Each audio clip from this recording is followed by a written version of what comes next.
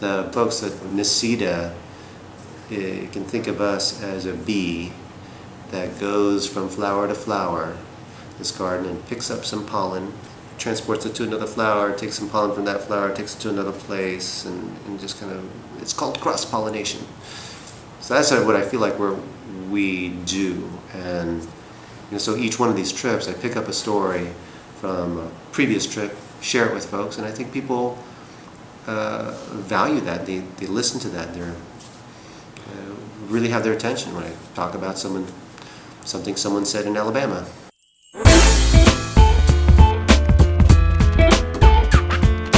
So today we're going on a journey to Oakland, California to visit the East Bay housing organizations. We're going to hop on a plane out of Dulles, and we're going to go all the way across the country.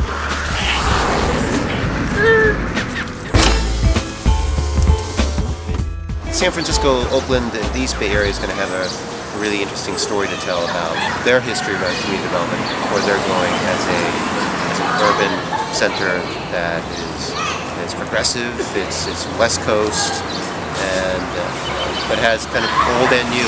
Well, we're going to go see NATALIE ABATEMARCO. She is the Director for National Initiatives and Community Development for Citibank, and she happens to be here in San Francisco while we're here. The commitment that Citi had to pull up its sleeves and put investment and put its expertise and put its commitment into community development, and recognizing that community development is not a short-term activity. You have to be in it for the long term. So you have to have the patience, you have to look for the patient capital, and you have to look for the human capital to really turn things around.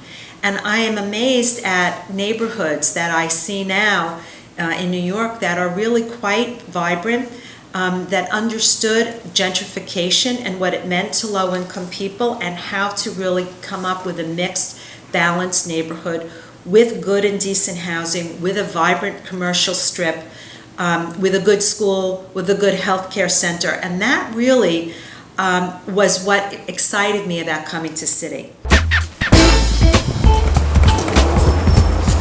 So, here we are at Madison and 14th. I've had this kind of life goal since I was very young of combining my passion for social justice with the built environment. Because I love cities, I love architecture, I love buildings, I love how buildings are built, and that's just always motivated me. You know, it's just so many different things go into one of these development projects, but then when it's done and you see what kind of impact this housing has on people's lives, you know, it's always worth it. It's always worth it.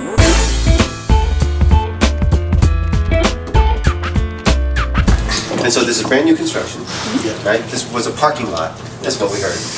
Yes, Before. it was, yeah. You just literally just built it. Yes. Do you have underground, parking underground? It's a parking Down lift. about so 2 layers. Two layers okay. can go down.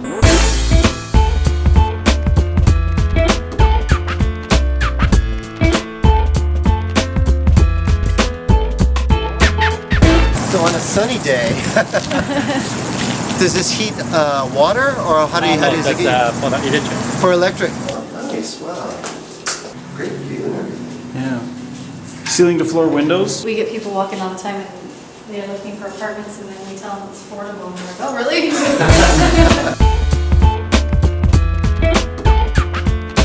Well, the first time I met you, I think it was the board meeting after I got hired, because you were on the board at the time. Yeah.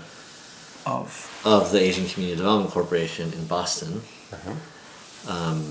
And how long was your ponytail? Just kind of demonstrate. I guess the question is, was that before or after the mustache? It's probably, what, a year later or 2 years later that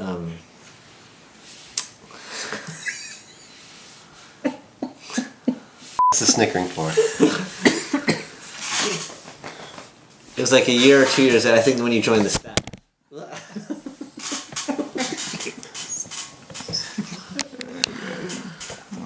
Our audience is not just our residents, it's the neighbors. Right? It's like, what do the neighbors perceive as the need that is being addressed or fulfilled by EBALDC having a presence there. I mean, and that's partially aspirational. I mean, the aspiration is that people say, hey, wow, we'd really love to get an EBALDC property in here. But that's because it's not just our clients, right? It's who our audience is, and that's who our work is oriented to as well.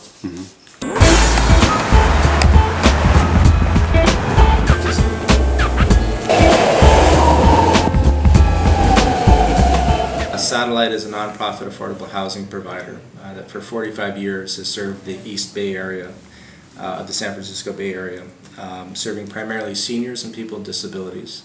Over the course of our history, we've developed and now operate 26 housing communities throughout the Bay Area. So this property is called Helios Corner. This is 80 units of affordable senior housing. Kind of interesting story. So this was a site originally owned by the Salvation Army. Oh yeah? And they had, when was this? I guess 2001, 2002. Had planned to sell off several of their assets, including this site, which was almost all paved parking lot in a small commercial building over here where they did a food pantry and some social services. They really just were not utilizing the space and were kind of looking at reevaluating their assets. So they put it up for sale. It was during a very hot market, a very good site. We bid on it. We're outbid by several market rate developers. There was enough affinity and mission, and then also the Salvation Army. Yeah, right. And then an arrangement we worked out where, and we offered to build them a new, smaller space in the building where they could continue their food pantry. They sold it to us below market. They have a commercial space on that side, and it's been a great addition to Berkeley.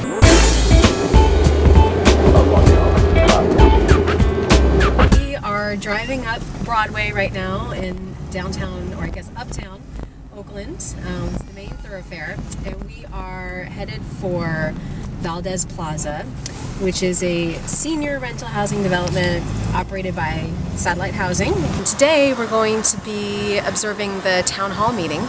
I think they have these about once a month, and it shows how the number of services and the amount of attention that the staff gives to the residents, and you'll also see how engaged the residents are. Tons of them show up for these meetings, and it's a place for them to air all sorts of issues or questions that they may have, and then of course for the management staff to sort of tell them what's going on, especially since the building's in the midst of a rehab, to just sort of bring it up to date and make it a lot more green and sustainable. It's really exciting to see you guys here after seeing many of you in the Capitol in Sacramento fighting for affordable housing.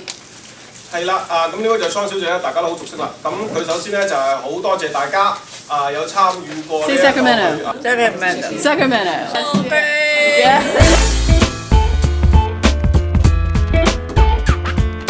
This was the first project that I took from construction all the way through completion of construction. We completed this building in 2008, so it's in its third year of operation now. And it consists of basically about 20,000 square feet of clinic for the Native American Health Center, and 36 below market rate apartments, which are upstairs. I think this is called the talking circle, and it's sort of traditionally when they talk about healing, healing is also not just sort of the physical healing, it's also being able to sit and face other people in your community and just talk with them and just talk out what is happening. So this was a really important part of the design for them, as was this whole courtyard. EBHO was founded in 1984 by affordable housing developers and grassroots community activists and tenant rights activists who wanted to come together and address the needs. How do you build more support for affordable housing? How do you help communities understand the needs and the solutions around affordable housing, and with all the issues and concerns that are out there and the complexities around the issue? And so people started meeting, and that's how EBHO came about.